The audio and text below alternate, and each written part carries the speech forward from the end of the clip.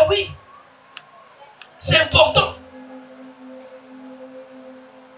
Parce que c'est Dieu qui nous apprécie d'abord. Et quand Dieu nous apprécie, automatiquement c'est les hommes. Mais pas le contraire. Mais ce n'est pas tout. Ça engendre toujours quelque chose de positif. L'Éternel Dieu ne peut pas apprécier quelqu'un, une personne, sans qu'en retour, cette personne-là ne reçoive rien de l'Éternel. Est-ce que quelqu'un me comprend? Tu ne peux pas dire que Dieu t'apprécie et puis tu ne reçois rien de Dieu. Non. Il faut qu'il y ait une preuve. La preuve qui doit dire qu'effectivement, c'est Dieu qui t'apprécie. Un homme peut t'apprécier, mais il n'y a pas de preuve. Seulement par les paroles. Vous savez, il y a des hommes qui sont comme ça, qui ne t'apprécient que par les paroles. C'est seulement les paroles. Le reste là, il ne te gère pas. Il ne te gère pas. Mais avec Dieu, ce n'est pas comme ça. Dieu était au contrôle de la croissance de Samuel.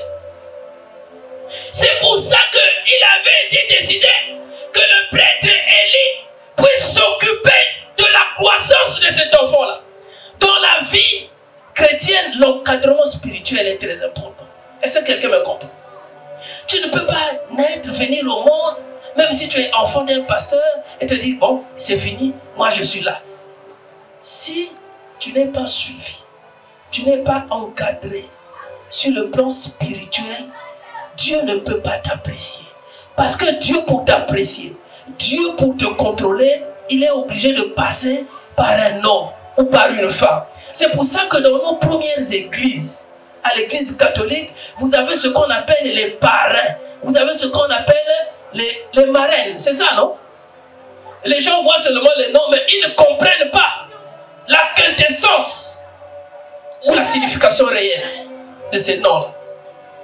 Quand on dit un parrain, c'est-à-dire qu'il te parraine en tout. Il est là, il veille sur toi, sur ton éducation. Il remplace même tes parents. Pour nous qui sommes passés par l'église catholique, moi je n'ai jamais eu honte de dire que je suis passé par l'église catholique. Il ne faut pas avoir honte de ses origines, de son passé. Ce n'est pas satanique. Il ne faut pas avoir honte.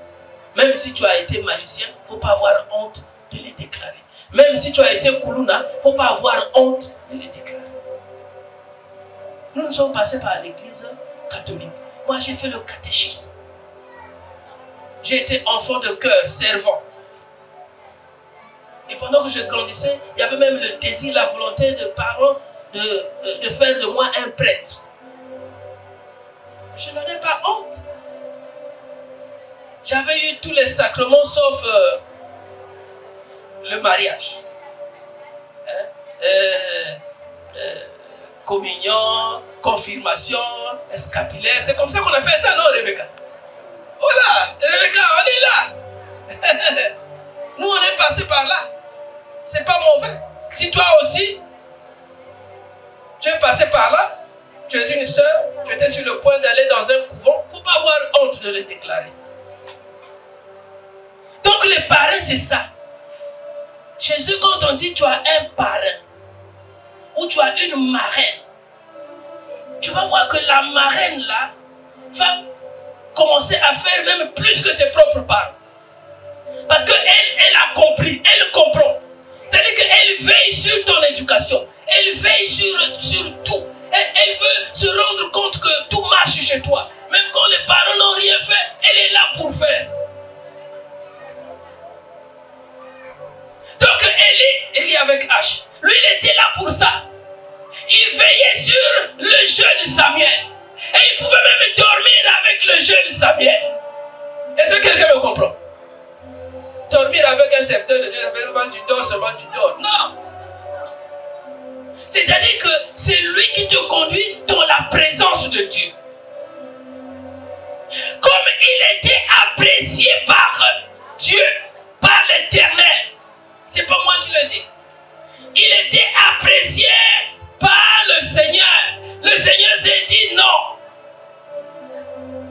blabla là, oui, je l'apprécie, mais il faut que je fasse quelque chose. C'est à ce moment-là, alors qu'il dormait, il va l'appeler. Samuel, Samuel! Il se réveille, il va voir Élie. Tu m'as appelé. Il dit, oh! Petit, toi-même, tu ne sais pas que Dieu t'apprécie. Il y a des gens qui sont comme ça, qui ne savent pas que Dieu les apprécie. Hein? Tu ne sais pas que tu as la faveur de Dieu, que tu as la grâce de Dieu. Tu penses que la faveur que tu as là, elle vient d'un pasteur. Non! Elle vient de Dieu. Il a appelé. Oui, la première fois, il a appelé. Il a appelé. Ah, lui. Non. Il a dit, petit, va dormir. Vas-y, repars. Oh! Il va. Samuel, Samuel, il se réveille encore. Il vient voir. Il dit, oh, le petit là, il ne comprend pas. Il y a des gens que Dieu a déjà appelés, mais qui ne savent pas que Dieu les a appelés. Il y en a qui résistent même. Fais même semblant de voir le pasteur. Viens même voir le pasteur et dire, non, pasteur, on dirait que je sens quelque chose. Même si le pasteur n'est pas Élie. Viens en parler au pasteur. Il ne faut pas rester dans ton coin et dire, ah bon, moi Dieu m'a appelé. Mais la preuve que Dieu t'a appelé, c'est quoi? 3 fois, il n'avait jamais compris. Et là, l'homme de Dieu lui dit, cette fois-ci, quand tu entendras une voix t'appeler, comme un soldat, il faut que tu dises, à vos ordres, chef. Cette fois-ci, tu sauras que c'est Dieu qui t'appelle. Quand l'Éternel Dieu t'apprécie, il faut que de manière concrète, il fasse quelque chose pour toi. Même dans ton ministère, tu dis que Dieu t'a appelé, mais il faut qu'il passe par une action concrète pour que les hommes voient que c'est lui qui t'a appelé. Tu peux être élevé. Ah oui, j'ai eu une promotion. Je pense que c'est Dieu. À l'église, vraiment, on a prié pour moi. Mais il faut que Dieu, de manière concrète, il te donne quelque chose. Que tu saches, ou que les gens sachent, que c'est lui qui t'a placé là. C'est important. Moi, je n'aime pas les appréciations des hommes. Non, je n'aime pas. Qu'un homme m'apprécie ou pas, là n'est pas mon problème. Moi, je cherche d'abord,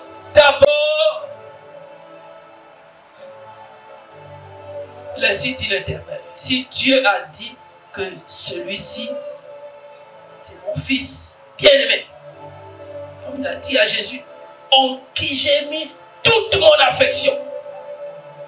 Il n'était pas le seul ce jour-là dans le Jourdain à entendre. Jean-Baptiste, c'était là, il a entendu. Dieu ne peut pas s'adresser directement à 2 personnes comme ça. Il s'adresse toujours à une personne. Même si tu es là, tu as entendu, c'est pas pour vous tous, mais c'est pour toi seulement. Est-ce que quelqu'un me comprend? Pendant que je suis en train de prêcher, Dieu est en train de parler directement à une personne. Mais on dit non, non, le pasteur est en train de parler à tout le monde. Mais Dieu a un message particulier pour quelqu'un. Un message particulier pour quelqu'un. Celui-ci. Mais Jean-Baptiste était quand même humble. Bon, il savait, il était venu pour préparer le chemin. Certainement qu'il savait avertir. Mais lui, il a entendu cette voix. Quand Dieu a prononcé une parole sur toi, une prophétie sur toi, même s'il est passé par la bouche d'un prophète, d'un pasteur, tu verras qu'il veillera sur ça jusqu'à son accomplissement. Est-ce que quelqu'un me comprend? C'est pour ça que, au sortir du Jourdain, l'Éternel Dieu, par son esprit, a continué à veiller sur la vie de Jésus jusque dans le désert.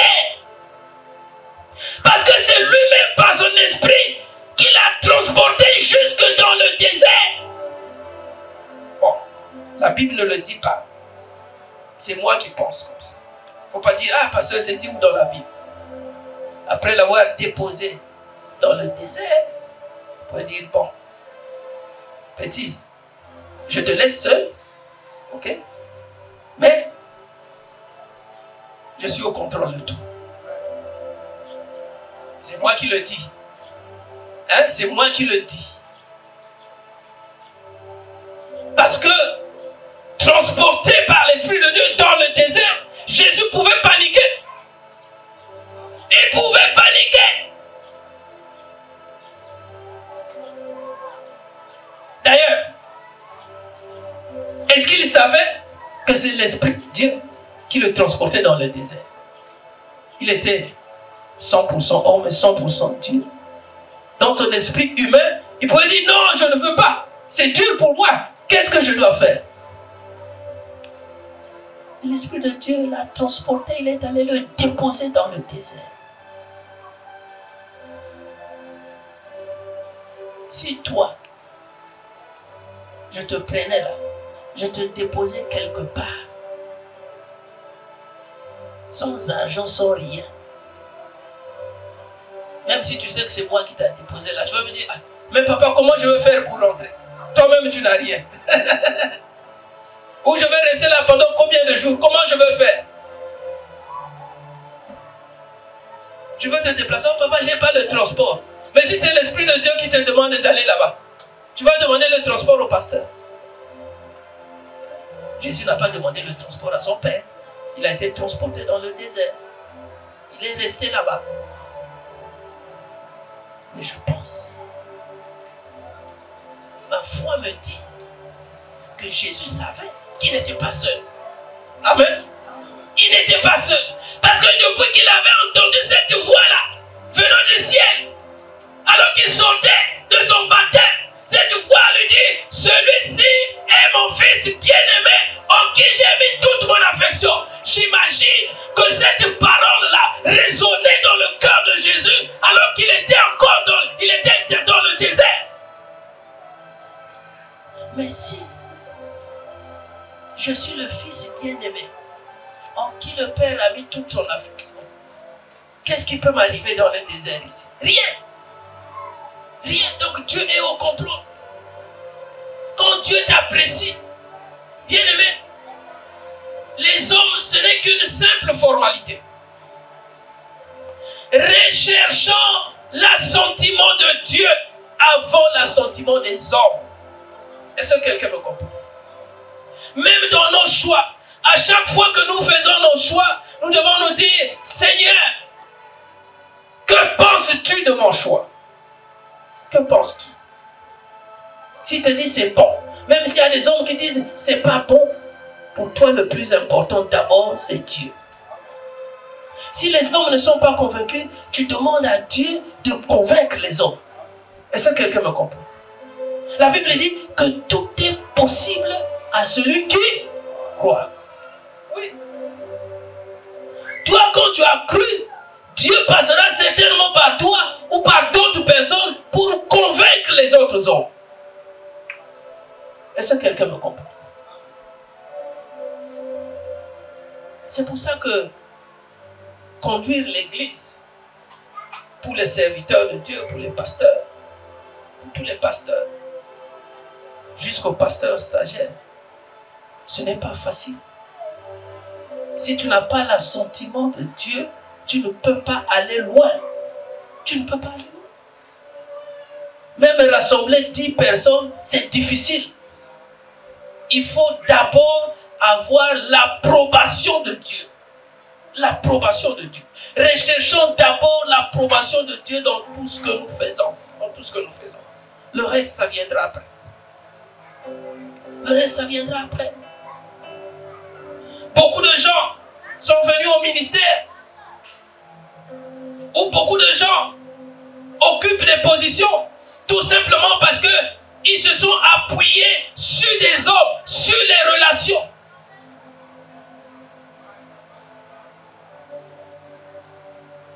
Dieu, pour t'élever, il n'a pas besoin de passer par une relation. Amen. Il peut créer une relation pour toi. Il peut créer là où il veut, comme il veut, quand il veut. Est-ce que quelqu'un me comprend? Mais toi, tu ne peux pas forcer une relation. Tu ne peux pas. Il y en a qui me disent, non, en tout cas, là-bas, je n'ai personne. Pasteur, toi, tu ne connais personne là-bas. Moi, je connais Dieu. Amen. Ah oui.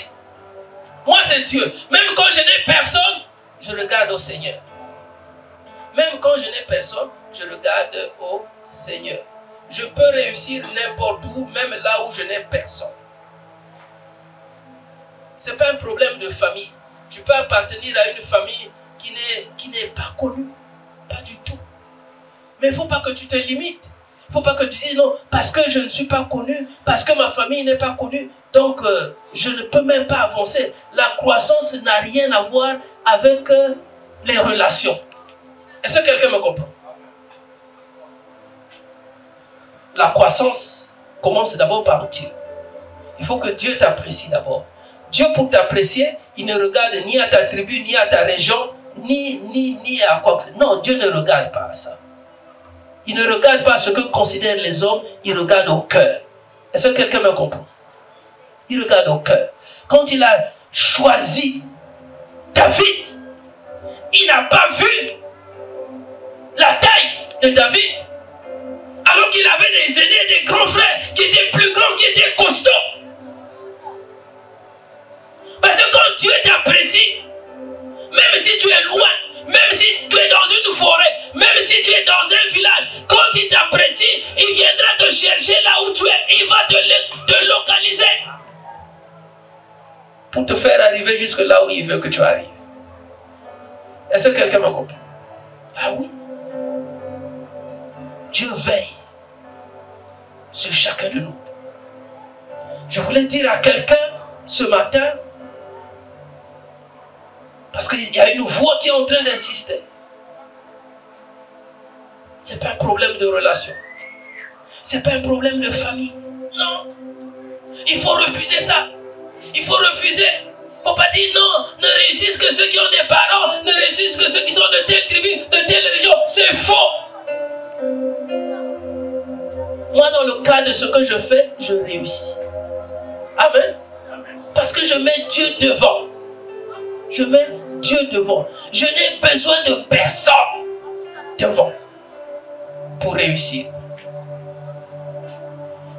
Si Dieu m'apprécie, les hommes aussi vont m'apprécier. Ah oui.